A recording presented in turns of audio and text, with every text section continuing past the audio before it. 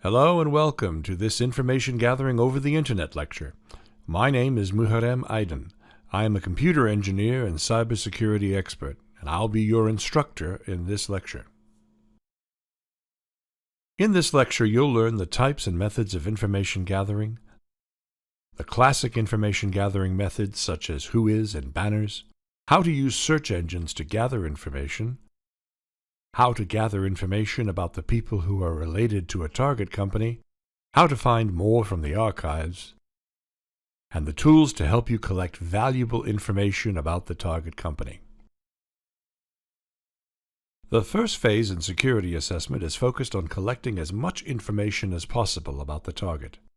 Information gathering is one of the most critical steps of hacking or penetration testing.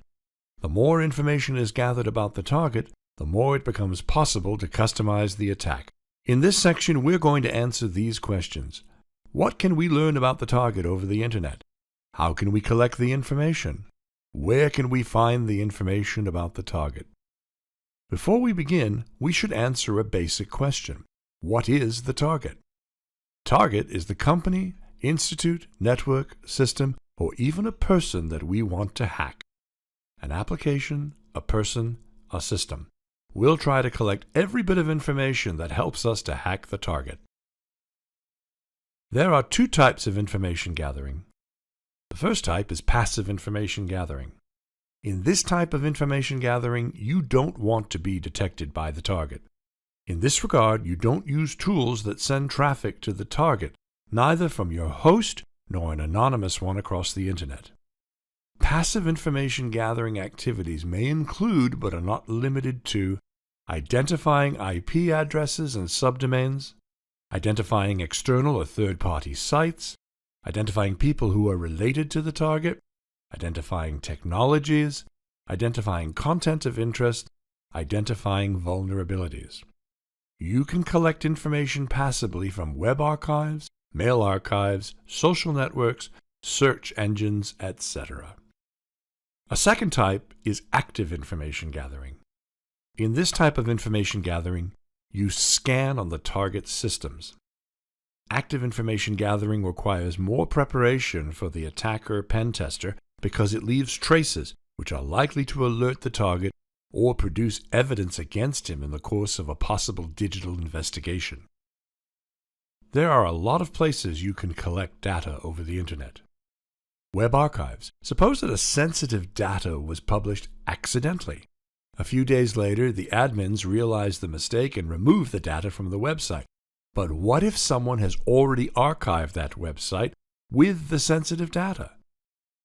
Scanning the ports and services, you can find the ports accessible over the Internet. The target company opened that service, intentionally or unintentionally. Using search engines, you can find enormous pieces of useful information. Beyond the known weaknesses, leave traces on the websites, on headers, titles, URLs. You can easily find these traces using search engines.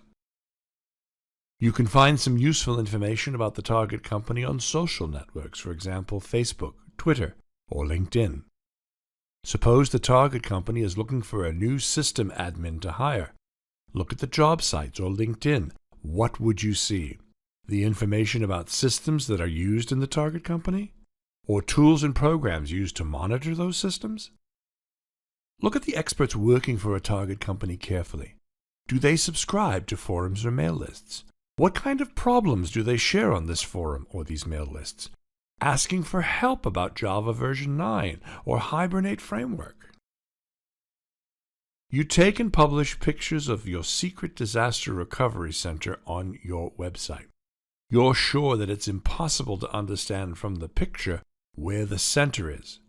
Are you sure? What about the metadata of the picture? Did you choose the location info? Whois is a web application used to get information about the target website, such as the administrator's email address, details about the registration. Whois is a very large database and contains information of approximately all the websites. It can be searched by domain name or an IP address block. The protocol stores and delivers database content in a human-readable format. You can use the Whois command of Linux systems to get the Whois query results. In addition, there are some websites that help you to get the Whois query results. You see some of them on the slide, and Whois Service of Domain Tools websites is also given as an example. If we analyze the banners of the response sent by the web systems of the target company, we can find some detailed information about the server, the technology used, etc. We send a request to port 80 of nhs.uk website using Telnet services and get the response. Look at the server and the X-powered by headers. We learned that the application server of nhs.uk is Microsoft-IIS version 8.0 and ASP.NET is used to develop the web application. But hold on, are we sure? Could the information be fake? While the search engines are the most typical examples of crawlers, and they let us run queries on the websites, search engines are very useful to collect information about the target in depth. Using search engines, you can find enormous pieces of useful information about the target company. Names of the employees, accessible services of the systems, files, or folders which contain sensitive data, login pages. Beyond the known weaknesses, these leave traces on the website, on headers, titles, URLs. You can easily find these traces using search engines. Google hacking, also named Google dorking, is a computer hacking technique that uses Google Search and other Google applications to find security holes in the configuration and computer code that websites use. Google hacking involves using advanced operators in the Google search engine to locate specific strings of text within search results. Some of the more popular examples are finding specific versions of vulnerable web applications. Some of the advanced operators of Google search engines are shown in the slide. You can see the details of advanced search in Google at google.com/advanced_search. You can find a lot of specific queries on exploit-db.com/google-dorks. Using these queries, you can discover web application vulnerabilities, files containing username and/or passwords, sensitive folders, web services, error messages that disclose sensitive information, log or backup files, devices such as printers or CCTV cameras that are accessible over the net, and more. For example, you can find a username and password list from front page servers by writing the keywords shown on the slide in the Google search field. Here, there are a few examples to show how we can use Google Advanced Search to find valuable information. For example, if we do a search with the words inurl:/co.uk and inurl:/admin, we can find administrative panels of the websites which have co.uk superdomain.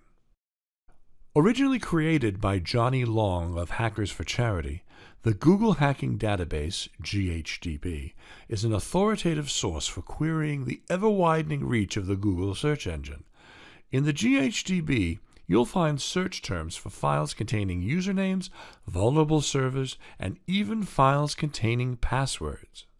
When the Google Hacking Database was integrated in the exploit database of offensive security, the various Google dorks contained in the thousands of exploit entries were entered into the GHDB.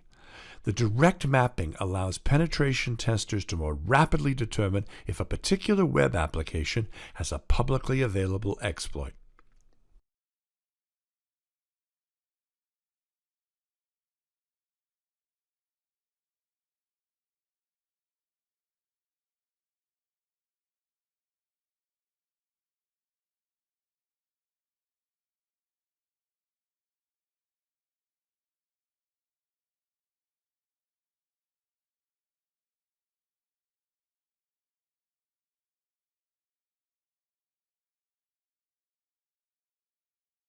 There are some tools to help you use a GHDB and more. SiteDigger is one of them. When Foundstone was acquired by McAfee, it's now published as one of the free McAfee tools. McAfee Foundstone SiteDigger is an automatic tool which helps you run the queries of GHDB on the target website. In addition, Foundstone has its own database like GHDB, and it's called FSDB, the Foundstone Database. SiteDigger is a native Windows application and requires .NET Framework version 3.5. Simply select the queries, enter the site or domain name, and press Scan. Search Diggity is the primary attack tool of the Google Hacking Diggity project. It is Bishop Fox's MS Windows GUI application that serves as a front end to the most recent version of our Diggity tools. Google Diggity is the traditional Google hacking tool. Bing Diggity is Bing equivalent of the Google hacking tool. BHDB 2.0 is the new Bing hacking database, now as effective as Google GHDB. Bing Link from Domain Diggity is Bing footprinting tool based on offsite links. Code Search Diggity is the open source code vulnerability scanning tool. DLP Diggity is data loss prevention scanning tool. Flash Diggity is Adobe Flash security scanning tool. Malware Diggity is malware link detection tool for offsite links. Port Scan Diggity is the passive port scanning via Google. Shodan Diggity is an easy interface to Shodan's search engine. Bing Binary Malware Search is to find malware via Bing's indexing of executables. Not in My Backyard Diggity is to find your info easily in third-party sites. When you run Search Diggity, you see all Diggity tools as separate tabs.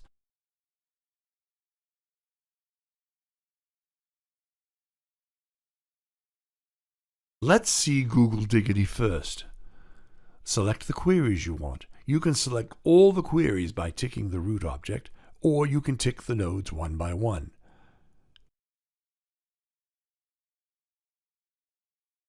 Go to Sites/Domain/IP Ranges section and add the target websites. In Search Diggity, you can scan using proxies. This is to help you avoid bot detection of search engines. In the Settings section, you can arrange the speed of querying. To avoid bot detection, scan as slowly as possible. When you start the scan, you will see that Google detects bot activity and blocks your queries, so Search Diggity pauses the scan for 15 minutes. Now let's see Bing Diggity. Same as Google Diggity, you can add target websites on Sites/Domain/IP Ranges. Let's slow down the scan at this time on the Settings section.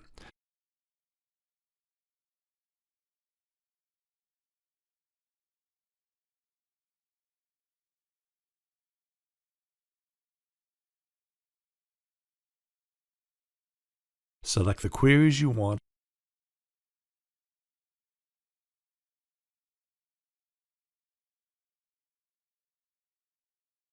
and start the scan.